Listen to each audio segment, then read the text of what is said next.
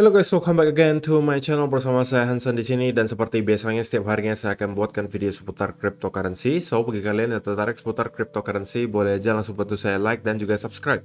Jangan lupa juga untuk hidupkan lonceng notifikasinya supaya kalian gak ketinggalan update terbaru seputar cryptocurrency. Oke, pada hari ini guys kembali kita akan bahas seputaran Bitcoin dan hari ini saya mempunyai video yang sangat penting untuk kalian ketahui dan hari ini saya bakalan bahas worst case scenario yang bisa terjadi kepada Bitcoin apabila memang kita akan masuk ke bear market yang berkepanjangan, apa yang kira-kira akan terjadi, dan kita akan lihat juga secara historis kira-kira apa yang bisa kita ambil untuk membantu kita melakukan planning dalam menghadapi bear market yang berkepanjangan. So, sebelumnya tentunya kita akan mulai dari CoinMarketCap terlebih dahulu. Pada hari ini secara global market cap kripto berada di angka 1,76 triliun dolar atau naik sekitar 0,88%. Nah, Bitcoin sendiri kembali ke angka 39.200-an, Ethereum 2.645, BNB 381, XRP 0,73, Terra Luna 85 dolar, Cardano 0,85, Solana 87 dolar, dan Avalanche ada di urutan ke-10 dengan harga 76,11 dolar. So per hari ini kita melihat ya ada sedikit kenaikan di market. Kenaikannya ranging antara 0, sekian persen hingga kurang lebih 5%. Top performernya adalah Terra Luna dengan kenaikan 5,19% ke 86,06 dolar.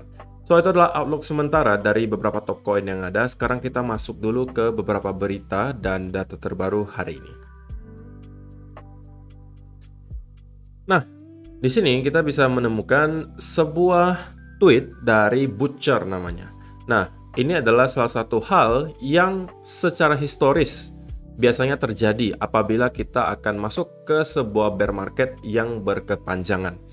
Dan salah satu indikator yang sangat akurat ya secara historis dalam memprediksi bottom dari bear market beberapa cycle sebelumnya itu adalah MA200 guys, atau Moving Average 200. Jadi kalau misalnya kalian perhatikan beberapa cycle sebelumnya, setiap kali kita menyentuh ke MA200 itu biasanya adalah bottom dari bear market atau sebuah koreksi besar. Nah, terjadi dua kali di tahun 2020 dan juga 2019. Nah, kalau misalnya kalian lihat di tahun 2019, tentunya ini adalah bottom dari cycle sebelumnya. Karena kita masuk di awal bear market kan tahun 2018. Kemudian bottomnya itu persis menyentuh di angka moving average 200. Oke, kemudian kita mendapati rally dan kita kemudian mendapati koreksi lagi dan kita kembali menyentuh MA200 dan MA200 tersebut lagi-lagi menjadi sebuah area support yang sangat kuat dan kita bertahan di area tersebut baru kemudian kita kembali mendapati rally berikutnya ke atas. Nah, kalau misalnya kita akan juga mendapati hal yang sama kali ini alias kita akan kembali breakdown di bawah 30.000 dan mendapati bear market berkepanjangan, maka bukan tidak mungkin guys bahwa historis atau history atau sejarah itu akan terulang di mana kita akan kembali ngeretest area MA200 yang kalau misalnya kita sentuh sekarang itu harusnya berada kurang lebih di angka 19 sampai 20.000. Semakin lama penurunan yang terjadi di Bitcoin alias kalau misalnya kita turunnya semakin pelan gitu ya, maka angka MA200-nya itu akan semakin tinggi. Karena perlu kalian ingat bahwa MA kan ini mengikuti chart gitu guys. Dan kalau misalnya kalian perhatikan itu semakin lama MA200 itu biasanya selalu merangkak naik ke atas. Jadi kalau misalnya kita membutuhkan waktu 1 bulan untuk menyentuh MA200, maka mungkin kita akan menyentuhnya di kurang lebih area 20.000. Tetapi kalau misalnya kita perlu waktu sampai 5-6 bulan untuk kembali ngeretest area MA200, maka bisa jadi pada saat itu MA200-nya bukan lagi di angka 20.000, tapi bisa jadi di atas sedikit 20.000, mungkin di sekitaran 23, 25, atau bahkan bisa jadi ke 27.000 dolar. Jadi itu tergantung kapan kita akan meretest area tersebut. Semakin cepat kita turunnya, tentunya kita akan melihat MA200-nya itu angkanya semakin rendah. Tapi kalau misalnya semakin lama kita membutuhkan waktu untuk meretest area moving average 200-nya, maka kemungkinan angkanya itu akan semakin meningkat. Karena memang secara historis kalau kalian perhatikan MA200 itu secara exponentially terus-menerus mengalami peningkatan. Jadi kalau misalnya kalian perhatikan MA200 hari ini itu mungkin ada di sekitaran 19.000 sampai 20.000. Tapi kalau misalnya kalian lihat di 2 atau 3 bulan kemudian dari sekarang itu kemungkinan udah berbeda, bisa jadi udah di 21 atau mungkin 22.000 gitu ya. Jadi itu adalah hal pertama yang bisa jadi menjadi indikasi kita udah mendapati bottom dari bear market berkepanjangan gitu ya. Kalau misal kita udah menyentuh di MA 200. Jadi ini adalah mungkin bisa kita jadikan juga salah satu worst case scenario. Jadi kalau misalnya kita anggapannya membutuhkan waktu 2 sampai 3 bulan, maka kemungkinan gitu ya kita bisa jadi ngeretest area sekitaran 20.000 dan itu sangat make sense gitu guys. Kalau misalnya memang kita akan breakdown di bawah 30.000, kenapa 20.000 itu make sense untuk jadikan bottom dari bear market kali ini? Karena kalau misalnya kita nyampe ke 20.000, ada beberapa hal yang akan kita tes di situ. Pertama, kita akan ngeretest area all time high sebelumnya, alias kita akan meretest puncak dari bull market tahun 2017, itu kurang lebih di area 20.000. Kedua, kita juga akan ngeretest MA 200 kurang lebih di sekitaran area 20.000 juga. Yang ketiga, tentunya area 20.000 itu adalah angka psikologi gitu ya. Persis di 20.000. Jadi kita mendapati berbagai support di area sana, baik dari segi MA, dari segi structure, atau dari segi angka psikologi gitu ya. Jadi itu adalah salah satu indikasi gitu ya yang bisa kita temukan secara historis dari bear market sebelumnya. Kemudian ini juga ada salah satu artikel menarik dari TechDev gitu ya. Jadi ini kita bicaranya hanya berandai-andai dulu guys. Kalau misalnya worst case scenario memang kita masuk ke bear market, maka bisa jadi yang tadi itu terjadi gitu. Tapi kan belum tentu. Tapi kalau memang kita masuk ke bear market berkepanjangan, maka bisa jadi area MA 200 itu akan menjadi target berikutnya yang akan kita retest gitu ya. Nah, dari TechDev juga dia memberikan pandangan dia bahwa reaccumulation structures at Bitcoin dormancy flow bottoms. Jadi ini adalah lagi-lagi sebuah data on-chain dormancy flow. Ini entity adjusted dormancy flow.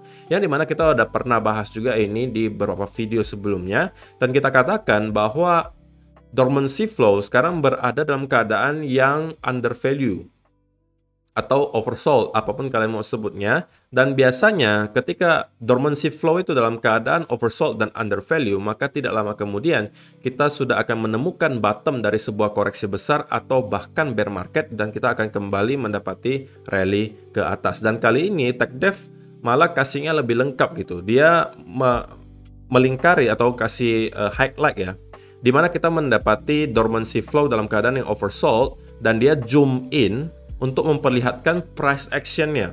Apa yang terjadi ketika dormancy flow dalam keadaan oversold dan bagaimana pattern bottom yang tercipta di situ. Nah, kalau misalnya kalian lihat di 2012, maka pattern yang tercipta di tahun 2011 sampai 2012 itu adalah semacam double bottom di sini, guys. Nah, ini adalah yang di highlight ya di sini. Jadi ketika dormancy flow-nya itu dalam keadaan yang sangat oversold, oke, kita kemudian mendapati ada pattern double bottom di sini, baru kita akhirnya melanjutkan rally ke atas dan membuat bull market baru. Yang kedua juga terjadi di tahun 2015, di mana pada saat itu dormancy flow juga persis berada di area kurang lebih oversold gitu ya di sini, dan di highlight di sini kalau misalnya kalian perhatikan bottomnya itu bentuknya seperti ini. Lagi-lagi kita mendapati semacam pattern double bottom gitu ya. Baru pada saat itu kita break dari neckline-nya dan akhirnya kita mampu lagi menciptakan bull market baru di sini. Yang ketiga juga terjadi di tahun 2019, di mana kita juga mendapati bear market kan, dari 2018 hingga 2019 kita menemukan bottomnya, dan pada saat itu juga dormancy flow itu berada dalam keadaan yang oversold. Areanya kurang lebih sama di sekitaran sini. Oke. Dan kita juga zoom in highlight. Gimana sih patternnya ketika kita membentuk bottom di 2019? Itu bentukannya seperti ini, guys. Oke. Dan kalau misalnya kalian perhatikan memang ketika kita menemukan bottom dari sebuah bear market atau koreksi besar, itu memang kadang-kadang agak sangat sulit untuk ditebak dan biasanya itu akan menguji mental gitu guys. Kalau misalnya kalian perhatikan, ini patternnya rata-rata adalah pattern yang menguji mental gitu. Kita mendapatkan rally, kemudian dibanting lagi ke bawah, baru kita langsung di-spike-kan lagi ke atas. Di sini juga sama, kita mendapati ada drop yang cukup parah di sini, sebelum pada akhirnya kita juga mendapati kenaikan yang dimana di sini juga hanya merangkak naik ke atas, tapi kita terus-menerus menanjak naik gitu ya. Dan di 2019 hal yang sama juga terjadi. Kita di sini kalau misalnya kalian perhatikan patternnya itu sangat amat menguji mental gitu guys. pergerakan price action-nya itu juga sangat membosankan, dan biasanya pergerakan seperti ini akan membuat banyak orang itu menyerah gitu dan memilih udah ya udahlah gitu, saya keluar aja lah dari market daripada nanti market turun lagi, volumenya nggak ada, ya udahlah mending saya keluar aja lah gitu. Dan pada akhirnya kita kembali membuat rally baru ke atas. Dan kali ini kita juga sama guys, kita juga mendapati dormancy flow dalam keadaan undervalue. Jadi dalam sejarah Bitcoin itu baru hanya ada 1, 2, 3, dan keempat kalinya dormancy flow itu dalam keadaan undervalue seperti ini. Dan sekarang patternnya tentunya kita juga sekarang berpotensi gitu ya, membentuk semacam double bottom. Tapi ini baru potensi gitu guys ya, karena kita belum sempat breakout dari neckline-nya. Dan kalau misalnya kita mengulangi yang 2011 sampai 2015, maka bisa jadi double bottom ini adalah udah dasar dari koreksi kali ini dan kita akan membentuk bull market baru. Tetapi tentunya sekarang baru dalam bentuk asumsi. Yang bisa kita ketahui sekarang adalah memang dari segi dormancy flow, kita sekarang udah mendekati area bottom dari sebuah koreksi besar, atau mungkin kalian mau sebutnya sebagai bear market. Dan kalau misalnya kalian lihat komentarnya, ada satu orang yang mempunyai argumen yang menurut saya cukup menarik gitu ya. Dan ini mungkin juga ada dalam benak sebagian dari kalian, bahwa kalau misalnya kita bicara soal dormancy flow, kita kan tidak juga bisa memastikan gitu ya bahwa sekarang kita itu udah berada di bottom. Karena bisa jadi aja katanya si Bitwatch, kita ini sekarang masih dalam tahap di sini. Berarti kita masih mempunyai satu lagi drop ke bawah sebelum kita naik lagi ke atas. Yang kalau misalnya kita high like di 2015, maka bisa jadi kita masih hanya di sini dan kita masih mempunyai lagi satu kali drop sebelum kita membentuk bottom dan kita akan mendapati reversal. Dan bukan tidak mungkin katanya Bitwatch, kali ini kita juga mendapati dormancy flow masih mempunyai satu lagi drop ke bawah sebelum kita mendapati reversal ke atas. Dan itu kemungkinannya selalu ada gitu guys. Dan tidak ada satu orang pun yang akan mampu memprediksi secara pasti dan bisa memastikan apakah kali ini kita udah berada di bottom ataukah kita akan mempunyai satu lagi drop ke bawah sebelum kita mendapati reversal ke atas. Kalau ditanya ke saya, pendapatnya gimana kok? Ya saya juga tidak bisa memastikan gitu guys. Yang saya tahu apa, informasinya yang ada sekarang adalah kita mengetahui secara dormancy flow dan secara data on-chain lainnya, rata-rata kita sudah melihat Bitcoin itu dalam keadaan undervalue alias oversold gitu ya. Dan biasanya secara historis, kita sudah berada dalam fase yang mendekati bottom dari bear market atau koreksi besar secara data on-chain ya. Dan informasi itu yang baru saya punyai sekarang. Jadi karena saya juga tidak tahu bottomnya akan di sebelah mana, yang saya lakukan apa? Karena saya sudah tahu dan saya yakin gitu dari segi data on-chain kita sudah mendekati gitu ya bottom dari bear market atau koreksi besar kali ini, maka yang saya lakukan adalah saya tidak mau menebak-nebak di mana bottomnya, tetapi saya mainnya aman aja. Dengan cara apa? Dollar cost averaging. Mungkin ini kedengarannya seperti kaset kusut ya bagi kalian, udah bosen kalian dengar ya. Tapi ini adalah cara paling simple guys untuk bisa menghasilkan dari cryptocurrency. Kalian tidak perlu jago teknik analisa A, B, C, D. Kalian dikasih teknik yang simple gitu dengan melakukan dollar cost averaging. Dan kalian bisa mungkin menambahkan informasi-informasi dari para analis technical. Kemudian kalian juga bisa menambahkan informasi dari para analis data on-chain, dan kalian lalu membuat planning dari sana. Kalau dari saya pribadi, saya melihat data-data on-chain seperti ini, ya saya udah mulai start untuk melakukan dollar cost averaging. Baik itu kalau kita sudah menemukan bottom di sini, atau kita mempunyai satu lagi drop ke bawah, saya tidak masalah.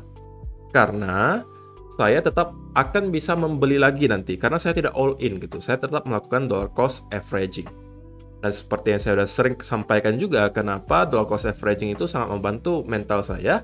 Karena sekali lagi, kalau naik harganya, alias kalau misalnya kita udah di bottom di sini, ya saya syukur berarti saya dapat cuan. Gitu kan, karena saya udah beli dari sini.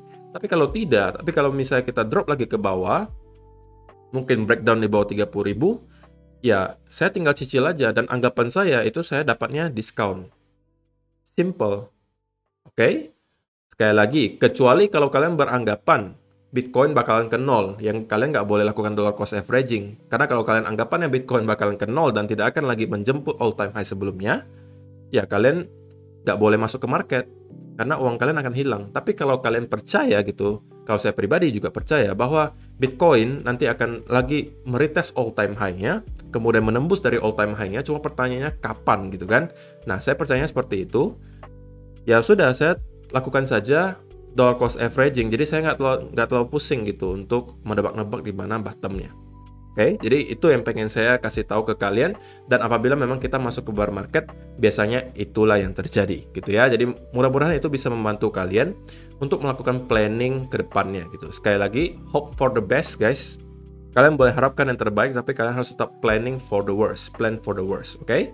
Jadi itu aja. Sekarang kita masuk ke chartnya Bitcoin. Dan kita akan mungkin mulai dari 1 hour chart ya. Nah, kalau misalnya diperhatikan tentunya dari kemarin sampai hari ini kita tidak mendapati ada semacam pergerakan yang terlalu signifikan, alias secara volume itu terlihat cukup kecil gitu guys. Dan di 15 minute chart tentunya kalian bisa menemukan bahwa tadi itu sebenarnya kita membentuk semacam bear flag gitu ya, bear flag. Yang secara teori bear flag itu adalah pattern bearish gitu ya. Namun, ketika tadi breakdown, kalau kalian perhatikan, ini sepertinya hanya semacam fake out. Karena kita sekarang kembali lagi masuk ke area flag tersebut. Oke, jadi ini kita consider sebagai sebuah fake out. Nah, kalau misalnya ditanya, untuk sementara gimana? Kalau saya pribadi, saya masih akan tetap wait and see terlebih dahulu guys. Oke, saya tidak akan masuk dulu sekarang. Karena menurut saya, belum cukup indikasi bagi saya untuk bisa mengatakan para bull itu udah start lagi kembali ke market. Tapi kalau misalnya pun short, atau sell, saya juga tidak terlalu nyaman sekarang. Kenapa? Karena menurut saya kita sekarang ini berada di pertengahan area support and resistance. Kalaupun misalnya kita breakdown dari area tersebut, dari bear flag tadi misalnya, maka secara risk and reward menurut saya itu tidak lagi terlalu memadai gitu kalau misalnya kita short sekarang. Karena kan ada yang kemarin komentar, kok kenapa nggak short aja go? Pertimbangannya banyak gitu. Dan sekali lagi, kita sebagai trader itu tidak harus selalu berada di market guys. Kalau misalnya kita merasa tidak yakin, kita tidak confident dengan setup kita, ya sudah jangan masuk dulu. Wait and see terlebih dahulu. Tidak ada keharusan bagi kalian untuk setiap hari trading guys. Yang kita harus lakukan adalah selalu melakukan analisa dengan objektif, cari alasan-alasan kenapa kalian harus masuk di situ, baru kemudian kalian cari setupnya. Kalau sudah confident, baru kalian masuk ke market. Oke? Kalau misalnya probability-nya sudah cukup tinggi, baru kalian boleh masuk. Kalau misalnya tidak, berarti kalian menerka-nerka gitu. Kalian memaksa, dan itu biasanya tidak akan berujung baik gitu. Secara overall tentunya, kalau misalnya kita lihat dari 4 hour chart, maka kita bisa mengatakan bahwa momentum sekarang tentunya masih terlihat bearish gitu ya. Karena kita mendapati ada penurunan yang cukup signifikan di sini. Oke, dalam jangka waktu yang cukup singkat, itu menunjukkan bahwa pressure dari para penjual itu cukup besar. So, kalau misalnya ditanya sekarang, tentunya saya masih biasnya sedikit netral, cenderung bearish gitu ya. Netral, cenderung bearish. Dan selama kita berada di bawah area 40.000 ini lagi, tentunya kita bisa jadi aja akan kembali terreject ketika nanti kita meretest area tersebut ya. Karena kan sekarang kita berada di area 39 ribuan gitu guys. Nah, kalau misalnya kita kembali ke area tersebut, oke, ke 40.000, maka ini bisa jadi akan provide some resistance lagi. Dan kalau misalnya kita breakdown lagi dari pattern nanti tercipta, maka ini bisa jadi konfirmasi bahwa kita akan kemungkinan meretest lagi next area major support yang berada di kurang lebih di $37.000. Dan untuk saya bisa mengatakan flip lagi ke arah bullish, maka banyak sekali yang masih perlu dilakukan oleh Bitcoin gitu ya, yaitu adalah tentunya memberikan saya bukti bahwa para bull itu udah start masuk lagi. Dengan cara apa? Kalau misalnya udah modelnya seperti ini, maka yang saya harapkan adalah tentunya semacam V-shape recovery. Oke. Kemudian dari sini baru mungkin saya harus cari ada semacam konsolidasi yang terjadi, semacam pattern continuation. Kalau memang ini yang terjadi, maka dari sini mungkin saya baru akan flip lagi ke arah bullish. Tapi kalau misalnya tidak, mungkin saya akan cenderung wait and see terlebih dahulu. Sekali lagi guys, kalau misalnya nanti kita akan mendapatkan sell off lanjutan disertai dengan peningkatan secara volume, maka kali ini sebenarnya saya tidak terlalu yakin bahwa kita akan mampu hold lagi di area 34 sampai 33 ribu ini, dan bisa jadi kita akan menembus dan retest ke next area major support di sekitaran 30.000 sampai 28.000 dolar. Dan juga ingat guys, kita hari ini masih di hari Minggu. So, Sabtu Minggu itu biasa volume kecil. Sekali lagi, volume yang kecil itu cenderung akan dijadikan arena manipulasi oleh para bandar. dan kita udah melihat di depan mata kita yang terjadi apa. Ini adalah salah satu bentuk manipulasi gitu. Nah, kalau misalnya kalian perhatikan, ketika kita drop di sini, apa yang terjadi?